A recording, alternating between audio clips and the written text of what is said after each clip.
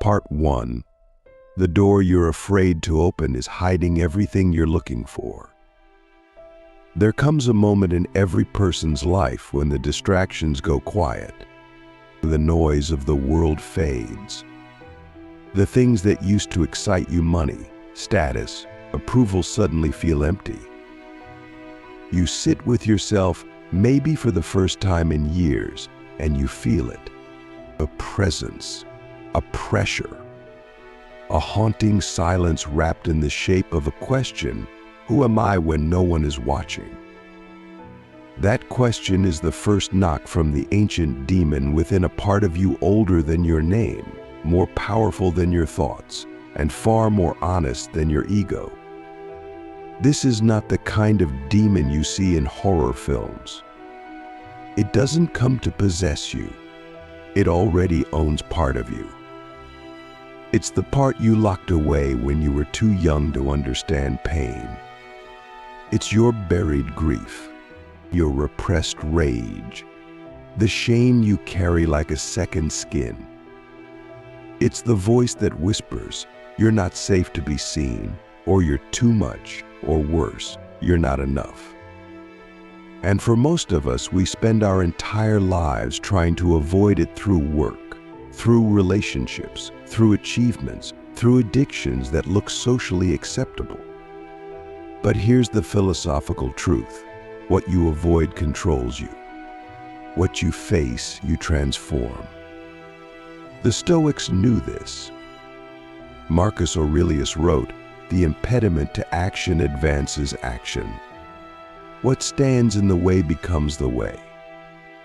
In other words, the very thing you fear the most holds the key to your freedom. And that's where the journey begins, not with answers, but with the courage to ask the real questions. Not with light, but with the willingness to enter your own darkness. Imagine this as a scene. You're walking through a forest of your own mind. At first, it's peaceful. The birds are singing. The sun filters through the leaves. But deeper in, it grows darker, colder, quieter. You come to a clearing, and in the center is a temple, ancient, cracked, and covered in vines. You feel drawn to it, but also terrified. You know instinctively, something is in there. Something you've been running from your entire life. That something is the ancient demon. This is the moment most people turn back. They return to comfort, to routine, to distraction. But just a few steps forward. Not because they're fearless, but because they're done living as a prisoner of fear. And when they enter that temple, they don't find a monster. They find a mirror. And in that mirror, they see a version of themselves they've never dared to confront. Raw, wounded, powerful, divine. That's the moment of awakening. The moment your transformation begins. Click subscribe to this channel to get more profound insights. But let's not romanticize it. Facing your inner demon is brutal. It's not a single moment, it's a war of moments. It's every time you sit in silence and hear your mind scream. It's every time you tell the truth and feel the shame rise. It's every time you choose integrity over image, presence over performance, truth over convenience. And yet, each time you choose truth, you reclaim a piece of yourself. Each time you stay instead of escape, you weaken the demon's grip. Let's go deeper. Psychologically, this demon is known as the shadow. Carl Jung described it as the parts of ourselves we repress or deny. He said, "Until you make the unconscious conscious, it will direct your life and you will call it fate." That's not just poetic, it's terrifyingly accurate. How many of your decisions, your relationships, your career path, your self-image are driven by wounds you've never acknowledged, by beliefs you didn't choose but inherited, by fears so deep you no longer question them. Let me ask you a question that could change your life. What are you still running from that no longer has the power to hurt you, only the power to heal you? Maybe it's a childhood wound, a betrayal you haven't forgiven, a part of yourself you've disowned to be accepted. Whatever it is, it's not going anywhere until you face it. Not because it wants to punish you, but because it wants to free you. Here's something you must understand. The demon you fear is not here to destroy you. It's here to initiate you. It's the guardian of your next evolution. And like all initiations, it requires sacrifice. You must be willing to let parts of you die, your old identity, your coping mechanisms, your false masks. But what rises in their place is not emptiness. It's power, purpose, clarity. It's the version of you that doesn't just survive, but leads. And now we bring it to the modern world. Why is this message so urgent today? Because we live in a society that teaches us to fear our inner world. We're taught to consume, not confront, to numb, not notice, or to perform, not pause. But transformation doesn't happen in the noise. It happens in the stillness. When you stop running, when you stop pretending, when you look yourself in the mirror and say, I'm ready to meet what I've been avoiding. The first step is simple, but not easy. Sit with yourself. No phone, no music, no distractions, just you and your breath. Let the thoughts come. Let the emotions rise. Don't run. Don't fix, just witness. That's the beginning of integration. That's how you start to build a relationship with the demon, not as an enemy, but as a part of yourself that's been waiting to be seen. And here's the mystical twist. Once you face the demon, you realize it was never the enemy. It was the guardian of your truth, your fire, your forgotten power. Like the dragon guarding the treasure in every myth, it wasn't keeping the gold from you. It was keeping the unworthy parts of you from touching it. So let me leave you with this thought. What if the key to your freedom is hidden in the very thing you're most afraid to face? What if your next level of life isn't about doing more, achieving more, being more, but about facing more? More truth, more pain, more power. Because on the other side of that confrontation is not just healing, it's transformation. This is just the beginning of the journey. The ancient demon within is not defeated in a day.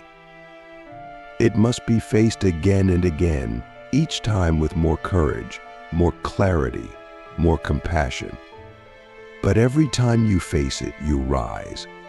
You evolve. You remember who you really are beneath the noise, the masks, the conditioning.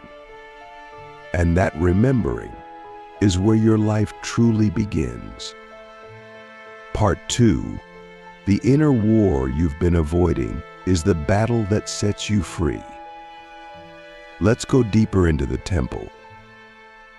The moment you step inside yourself, truly inside, you begin to feel a war that's been raging beneath the surface for years, maybe decades.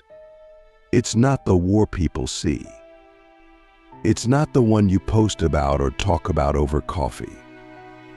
This war is silent, internal, personal. It's the war between who you pretend to be and who you actually are, and the ancient demon within. It thrives in that battlefield. It feeds off the gap between your mask and your truth. Now, we all wear masks. Some of them are useful. We have roles to play: parent, leader, friend, student. But the problem begins when we forget that the mask is not our face. When we begin to believe that our performance is our identity. When we fall in love with the image and lose the soul behind it.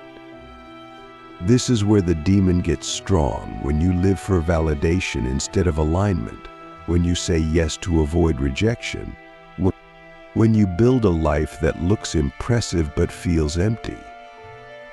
Here's the question: what would collapse if you stopped pretending?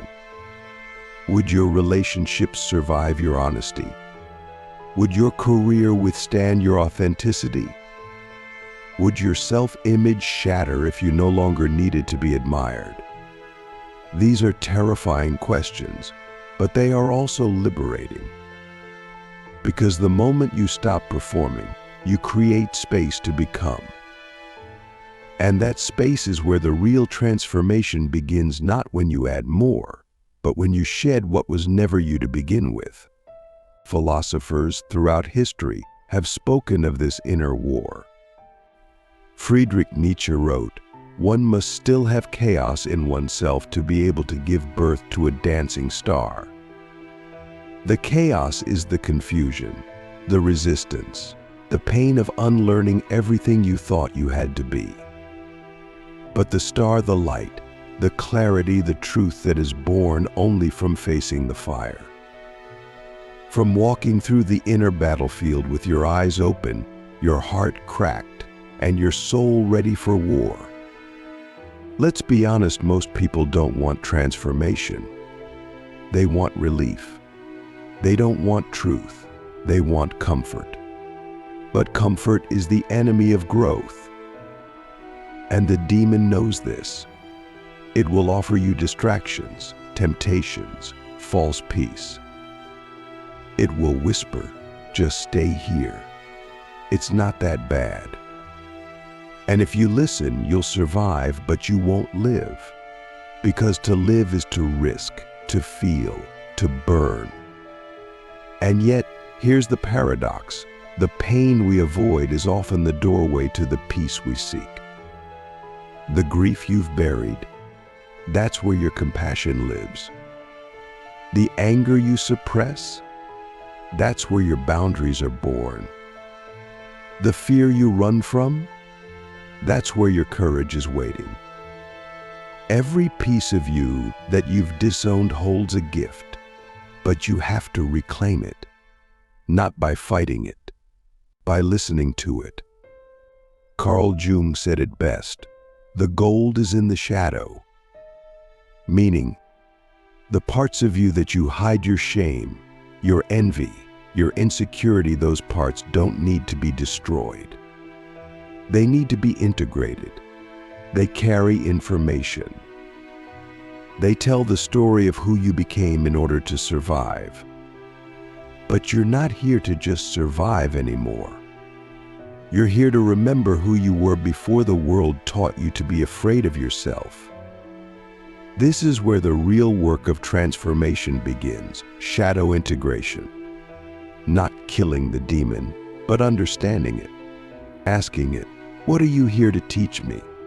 Maybe it says, "I was born the moment you were told your feelings were too much."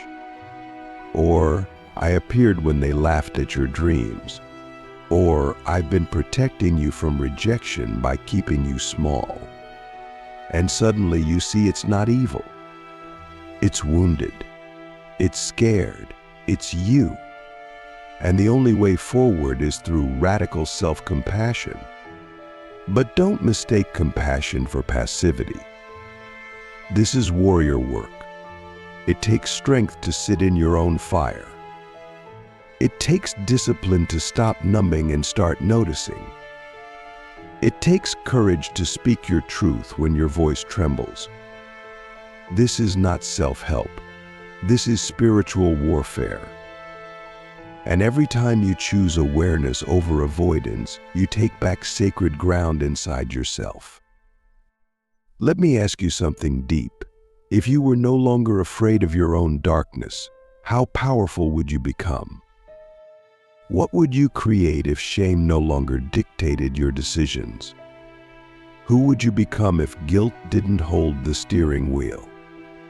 How would you walk through life if you truly knew that your wholeness included even your brokenness? This is the shift from duality to integration, from either or to both and.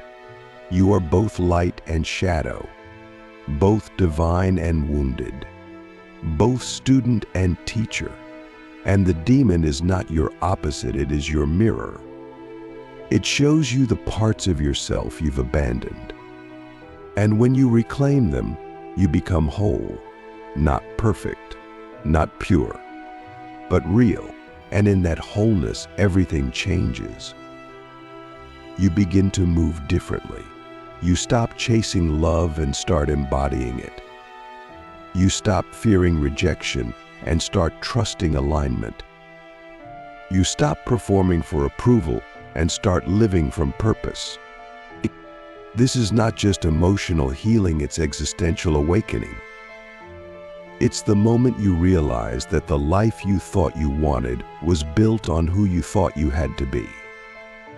And now you're finally ready to build something real. But don't expect applause. The world is not always kind to people who break their own illusions. You may lose people. You may outgrow spaces.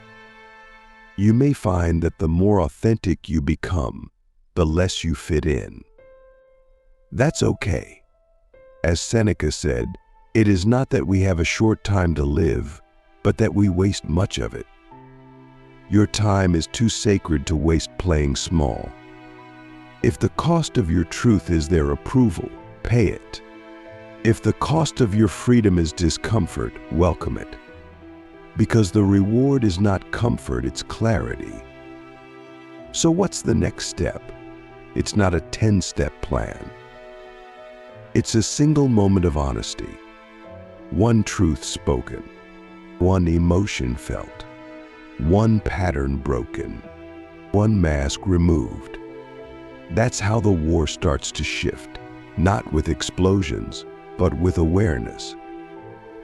Not with drama, but with presence. Every time you choose to stay instead of escape, you win a battle.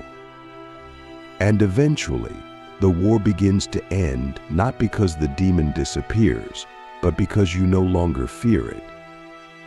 And here's the final truth for this part of the journey. You don't have to become someone else to be free. You have to become fully you. Not just the polished, filtered, acceptable version. The full spectrum, soul on fire, scarred but awake, radically honest version. That's who you were before the world told you to dim it down. And that version of you? That's who the demon fears most. Because that version of you cannot be controlled, cannot be manipulated, cannot be silenced. That version of you is the end of the lie. That version of you is the beginning of your life. Part 3. The end of the lie is the beginning of your life. You've walked through the fires of your own mind. You've descended into the parts of yourself most people spend their lives avoiding. You've stared into the eyes of the ancient demon within not just once, but again and again. And now, something inside you knows the truth, that the demon was never there to destroy you. It was there to awaken you, not to punish, but to point. Not to hurt, but to hold up a mirror to everything you've been running from. And once you see that clearly, the game of life changes forever. The biggest lie we are told, and often the most difficult to unlearn, is that freedom comes from fixing ourselves. That once we're healed, confident, successful, approved of, then we'll be worthy of peace. But that's not how transformation works. Transformation doesn't come after perfection. It comes the moment you stop trying to become someone else and start remembering who you've always been beneath the fear, the masks, and the noise. The end of the lie is not a moment of achievement, it's a moment of truth. And truth doesn't arrive in fireworks, it arrives in stillness, in silence, in the spaces where you finally stop hiding. This is where many people get scared. Because if you've built your entire life around a false self, then truth feels like death. And in a way it is. It's the death of the persona, the ego, the performance. It's the death of the inner contract that said, I'll be who you want me to be if you promise to love me. But here's the paradox. When that version of you dies, something far more real is reborn. And what's reborn is not fragile. It can't be manipulated. It doesn't beg for belonging, it embodies it. You begin to realize that everything you were seeking outside of your self-validation, love, certainty was always rooted in a deeper hunger, the desire to come home to yourself. And when you finally do, when you stop outsourcing your worth to other people's approval, you begin to walk differently. You speak more slowly. You breathe more deeply. You say no without guilt. You say yes without fear. You stop trying to be liked and start living in alignment. And from this place, everything begins to change, not because you're forcing it, but because you've stopped resisting who you really are. But don't mistake this for a one-time event. Awakening is not a destination. It's a continual practice of choosing truth over illusion, presence over performance, soul over strategy. The demon doesn't vanish forever. It still shows up in moments of doubt, in the old patterns, in the voices that echo from your past. But now, you don't run, you don't react, you recognize. You say, I see you, I understand you, but you don't get to drive anymore. And just like that, the power dynamic shifts. You're no longer a prisoner of your own mind. You're the master of it. This is what the philosophers meant when they spoke of liberation. Epictetus said, no man is free who is not master of himself. And mastery doesn't mean control. It means relationship. You learn to live with your shadows instead of denying them. You learn to navigate your emotions instead of drowning in them. You learn to be fully human, messy, brilliant, broken, holy. And in that full spectrum experience, you discover something no external success can ever give you: inner wholeness. From here, you begin to rebuild, not the old life, not the one built on fear and pretending, but a new life, one rooted in presence, depth, and intention. You choose work that aligns with your soul, not just your resume. You build relationships that thrive on truth, not performance. You create art, ideas, and impact from your center, not from your wounds. And even when it's hard, especially when it's hard, you keep showing up. Because now you know that avoiding the demon only delays your destiny, and facing it unlocks your freedom. Let me ask you something that could change the next 10 years of your life. What lie are you still living that's keeping you from becoming who you already are? Is it the lie that says you have to earn your worth? The lie that says you have to stay small to be safe? The lie that says your past disqualifies you from your future? Whatever it is, name it, see it, then let it burn. Because when the lie dies, your truth begins to breathe. And here's the most sacred truth of all: you were never broken.